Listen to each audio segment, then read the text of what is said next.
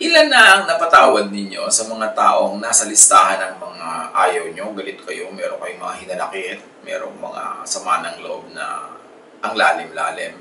May napatawad na ba tayo? Paano ba talaga nagpapatawad? Paano nasasabing mag-move on? Isaiah 43:18. Forget the former things. Do not dwell on the past. So, how do you forgive? How do you forget? How do you move on? How? Yan ay tanong. How to be really free from the painful past? Marami na kasi nag-try, yung mga nagpapatawad, pero biglang pagka na-trigger, galit pa rin pala talaga, lumalabas pa rin. Kahit na sinikap mo na, nagpatawaran na kayo ng iyong asawa, ng iyong anak, magulang, kapatid. Pero mamaya, nagsusumbatan na naman kayo, bumabalik. Yung pala nandun, hindi man talaga nabunot. How do you really get free from the painful past? Change the past by changing the story you tell. Paano kayo makakalaya sa isang nakaraan na hindi maganda, na masakit, na mahabdi? Palitan nyo yung nakaraan. Paano pinapalitan nyo? Hindi ka na pwedeng bumalik doon. Palitan mo ang kwento tungkol doon. Katulad ni Joseph. Yung storya ni Joseph magandang paghugutan ng paraan ng pagpapatawad. Yung tunay na makakamove on ka. Yung hindi kunwari lang dahil sabi ng Diyos, magpatawad ka. Tapos nagpapatawad ka kunwari pero sa loob nandun pa rin pala. Lumalabas din paminsan-minsan. Si Joseph, ang kanyang status from star sonship to banishment in Egypt, to slavery, and then to prison. Parang ang daming pain nun. Ang daming sugat nun. Ang daming mga gabi ng iyak yun. Ang daming hapdi, ang daming kirot, ang daming sama ng loob, maaaring galit pa. Genesis 41:50-52. Nung si Joseph the dreamer ay nasa Egypt na, before the years of famine came, 2 sons were born to Joseph.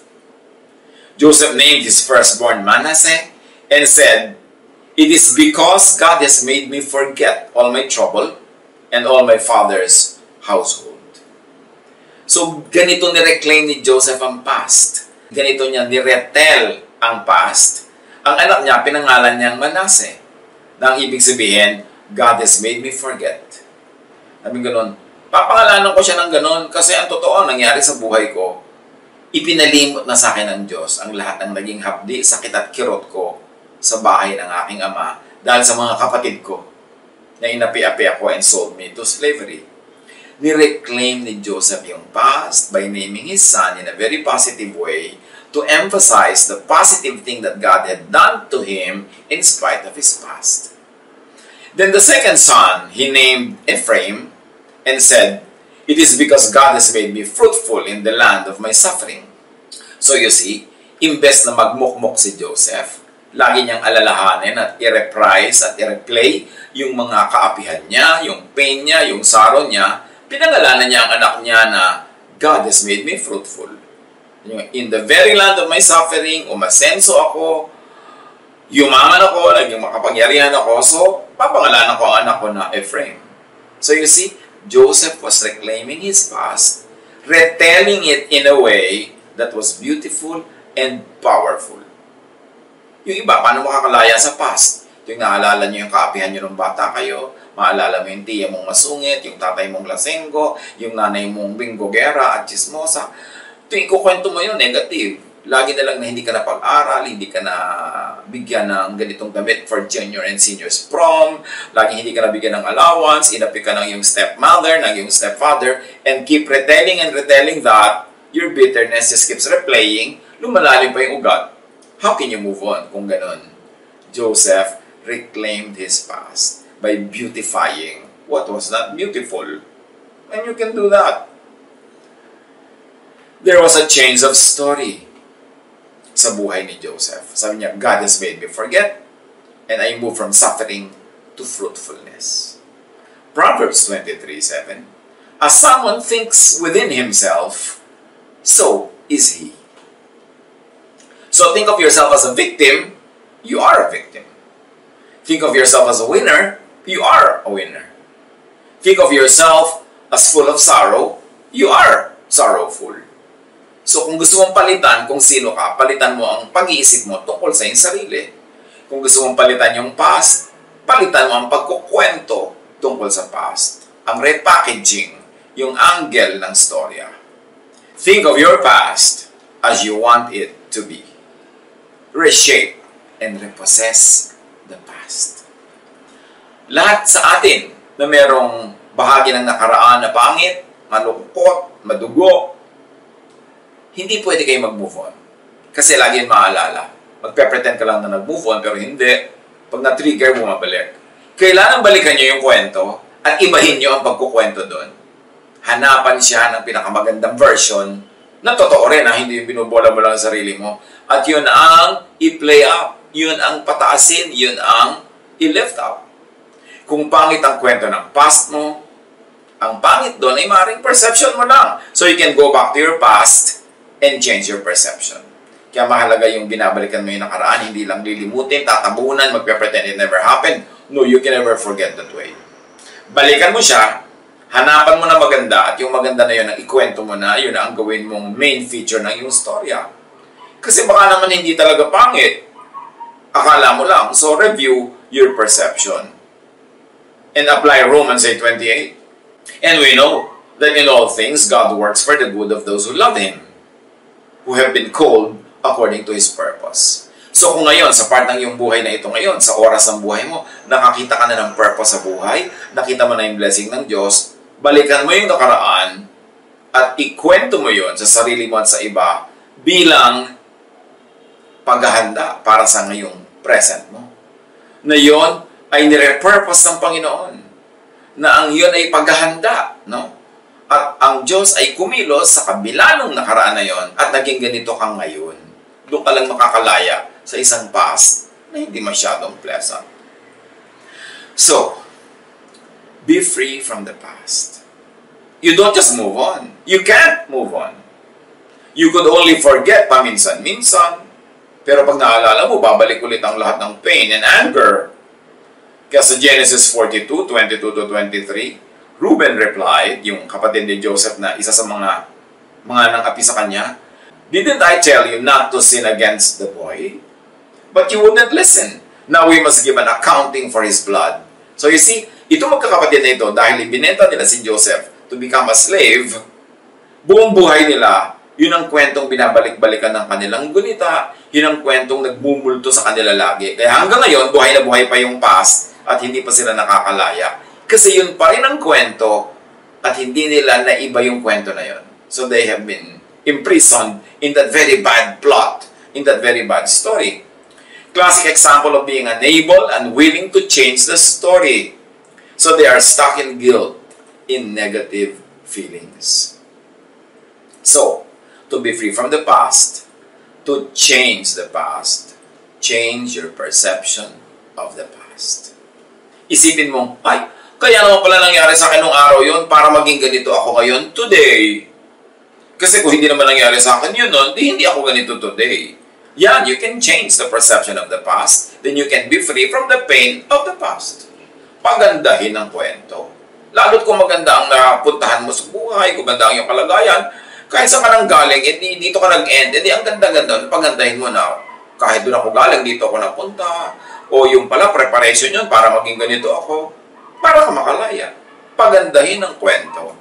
Pabaitin at unawain ang mga kontrabida sa kwento. Halimbawa, ay, yun naman palang stepmother ko, kaya ako inapi-api. Meron siyang mayoma. Laging masakit ang kanyang matris, etc. etc. Kaya naman pala lagi siyang wala sa mood. O kaya naman pala ako inapi-api ng tatay ko kasi victim siya ng sarili niyang tatay noon. At naging alcoholic siya, kaya wala na siya sa katinuan. Pero dahil inapin nila ako, nagsikap ako, nag-aral ako, ngayon, umasenso na ako. Kung hindi nila ako inapi, baka naging katulad lang nila ako sa buhay kasi lagi akong sasama-sama sa kanila. So buti na lang lumayo ako, nakabuti sa akin na aking paglayas mula sa napaka-impaktong buhay ko. So ngayon, salamat at naging ganun yun dahil yun ang naging daan para maging ganito ako ngayon. That is how you repossess the past. That is how you retell the past. So you could really move on because you can forgive. You can only forgive when you retell the story. Genesis 45:4-7. Then Joseph said to his brothers, nung si Joseph ay kaharap na ng mga brothers niya na hindi siya kilala, kasi kailangan nila ng tulong ni Joseph, na ngayon hindi nila nakilala, high-ranking officer na pala sa Egypt, "Come close to me." When they had done so, he said, "I am your brother Joseph, the one you sold into Egypt. And now, do not be distressed, and do not be angry with yourselves for selling me here, because it was to save lives that God sent me ahead of you." So you see, Joseph gives an ugly event in the past a beautiful meaning at hindsight. Sabi niya, alam niyo kung bakit niyo ko ibinenta? Plano yun ng Diyos. Para magamit niya ako ngayon, para kayo iligtas at ang ating lahi at ang marami pang ibang tao. Iniba ang interpretation, ang meaning ng nakaraan. This is the way people could really forgive and move on and forget. Repossess the past, retell the past in view of your beautiful present. For 2 years now, there has been a famine in the land, patuloy ni Joseph. And for the next 5 years, there will be no plowing and reaping. But God sent me ahead of you to preserve for you a remnant on earth and to save your lives by a great deliverance. So, hinanapan at nakita naman ni Joseph ng meaning yung mga kabiguan niya in the past, na yun ay step para sa tagumpay niya in the future. Joseph interprets history as part of the divine plan, he and his brothers only being actors of God's will. Ngayon, kung ikaw ang kontrabida sa kwento, ibahin mo rin ang perception. Iligtas mo rin ang sarili mo sa pagiging kontrabida. Do not just be guilty forever. You cannot move on. Interpret your former bad ways as means to do good later. Yun ang ginawa actually. Yun ang technique ni Joseph. Proverbs 16:4, "The Lord works out everything to its proper end." So, ang mahalaga yung ending. So, gandahan mo yung ending. Kung hindi naging masyado maganda yung beginning, gandahan mo yung ending, and then you can move on and forget the beginning. Job 37:13, "Whether for correction, or for His word, or for loving kindness, He causes it to happen." So, inascribe naman ni Job sa Diyos ang lahat ng nangyayari, kaya natanggap niya. Lamentations 3:58, "You have taken up my cause, O Lord, you have redeemed my life." So, napaganda dahil pumasok ang Diyos sa eksena. Hindi forgiveness lang ang igagawad mo sa iba o sa sarili. That's not enough. It cannot work. Kundi, dapat bibigay mo understanding, then empathy, and then acceptance, like in Joseph's case. And even appreciation of them, of what they did. This will lead to your freedom. Forgiveness, madaling sabihin, I forgive you, pero totoo, nasa loob mo pa. Hanggang hindi mo siya nauunawa at inuunawa, hindi ka nakaka-identify sa kanyang mga pain and sorrows at hindi mo yun natatanggap at hindi mo na-appreciate yung mga ginawa niya kahit sa simula parang hindi maganda pero nakita mong ang kinawian maganda, hindi ka lalaya. You have to hukay the past, re-understand, reinterpret, and retell it. Genesis 50:15-21. When Joseph's brothers saw that their father was dead, they said, "What if Joseph holds a grudge against us and pays us back for all the wrongs we did to him?" But Joseph said to them, "Don't be afraid. Am I in the place of God? You intended to harm me, yes, but God intended it for good, to accomplish what is now being done, the saving of many lives. So then don't be afraid. I will provide for you and your children." And he assured them and spoke kindly to them. So, yun ang style ni Joseph. Sabi niya, okay, masama talagang balak niyo sa akin, pero may magandang balak sa akin ng Diyos. At sa magandang balak na yun umuwi, ang mga ginawa niyo sa akin masama, so tama na yan. Nakabuti para sa lahat ang nangyari. Move on na tayo. Philippians 3:13. "But one thing I do, forgetting what is behind and straining toward what is ahead." How is Paul able to forget what is behind? Ang dami-dami niyang pinapatay ng mga followers ni Jesus. Ang dami-dami niyang pinahirapan. Paano siya nakamove on? Paul revised his perception of his bad past. Therefore, he could forget what is behind. Acts 26, 9-11 and 16-17. I too was convinced that I ought to do all that was possible to oppose the name of Jesus of Nazareth.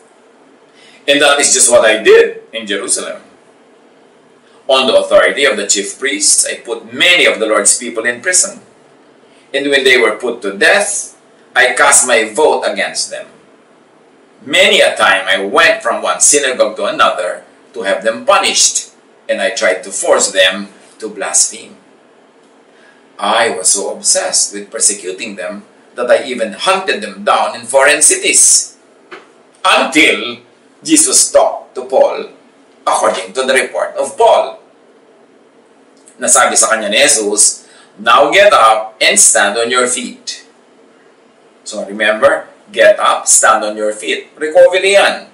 I have appeared to you to appoint you as a servant and as a witness of what you have seen and will see of me. I will rescue you from your own people and from the Gentiles.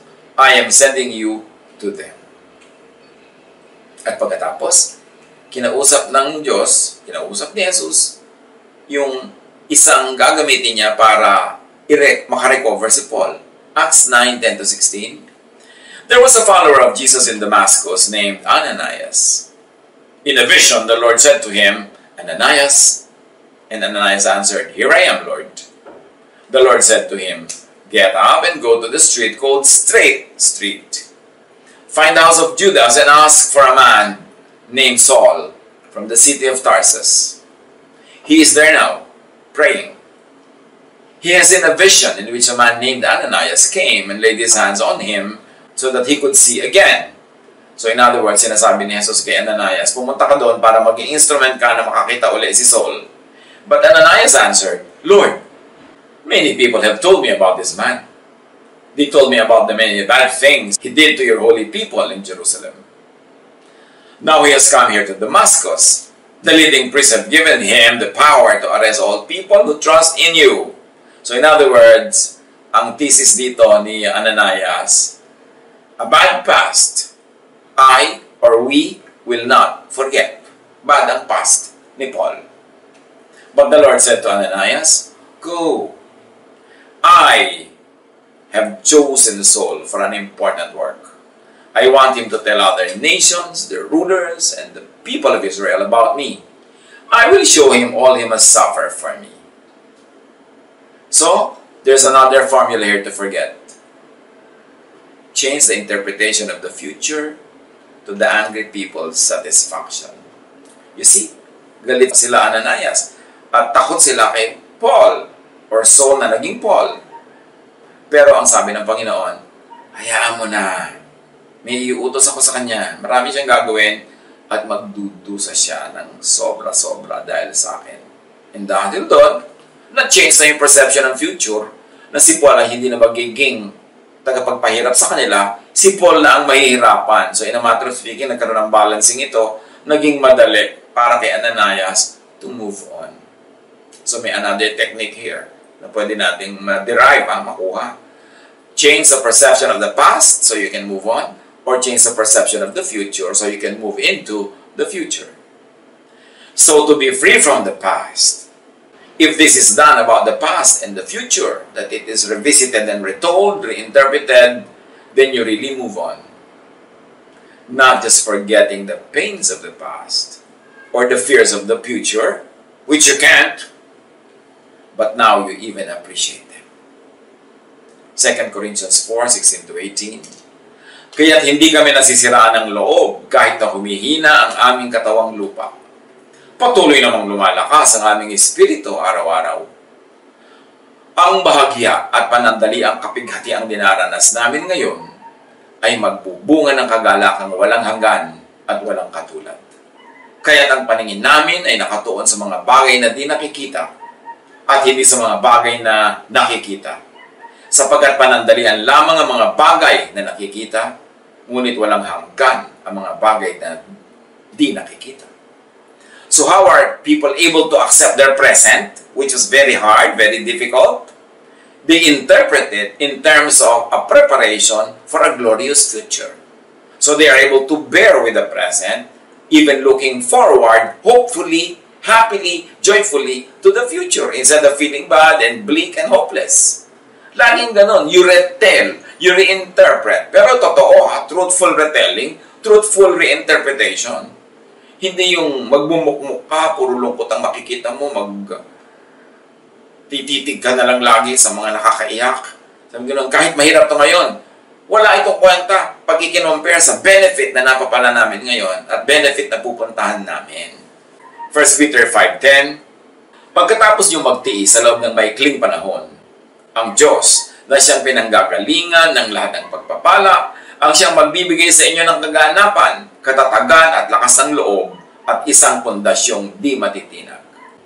Magpakatatag tayo, maging blessing tayo sa iba, maging lakas tayo ng mga nanghihina, maging pagkain at inumin tayo ng mga nauuhaw at nagugutom, maging kagalakan tayo ng mga nalulungkot, and this will turn out to be a blessing for them and for us. It's an opportunity to do good in the name of God. It's an opportunity to be strong instead of to be weak. It's an opportunity to be hopeful instead of to be in despair. It's a choice. But you've got to retell, you've got to possess the story, reinterpret it, and make it beautiful. Because God is beautiful. And God is able to make everything beautiful in His time. Siyang tumatawag sa inyo upang makibahagi kayo sa Kanyang walang hanggang kaluwalhatian kasama ni Kristo sa patuloy ng ating binasa. What? How to change the interpretation of the past so you are able to forgive, to forget, and to move on. Gawin natin ito very practical, mga kapatid. Meron ba kayong part ng iyong past na very painful? Meron bang kontrabida sa inyong buhay noon? May ginawa sa inyong sobrang nakasugat sa inyong damdamin? Let's do this. Ha? Kumuha kayo dyan ng papel, kumuha kayo dyan ng pen at isulat nyo ito. Identify the person. Ilagay niyo sa blank. Sino siya? Halimbawa, si Tia Agueda. Name the act. Binuhusan ako ng kumukulong langis. Whatever it is. Name the negative effects. Nagkapeklat ako. Nagkasugat ako. Napaso ako. Give it a positive interpretation now. Ay, salamat na puno ako ng peklat. Kasi kung hindi, baka sobra ako naging kaakit-akit. At kung ano na nangyari sa akin, naging immoral pa ako. Diba? Na positive yun yan. Na nabuhusan ka ng kumukulong langis. Sabi mo, ay salamat, nabuhusan lang ako ng kumukulong langis. Hindi ako inilubog sa isang drum na langis. There's always something positive in it. There's always a way of retelling it and repossessing the story. And then see the hand of God in the story. God caused it. That yes, the Lord has given me this handicap to keep me humble. Otherwise, I could have probably nagwala ako sa buhay o naging sobra ako mayabang.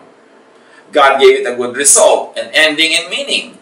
At dahil sa mga nangyari sa akin na yun, nag-concentrate ako sa pag-aaral, nagpakatalino ako, hindi ako umasa sa kinis ng balat ko na napuno na ng peklat.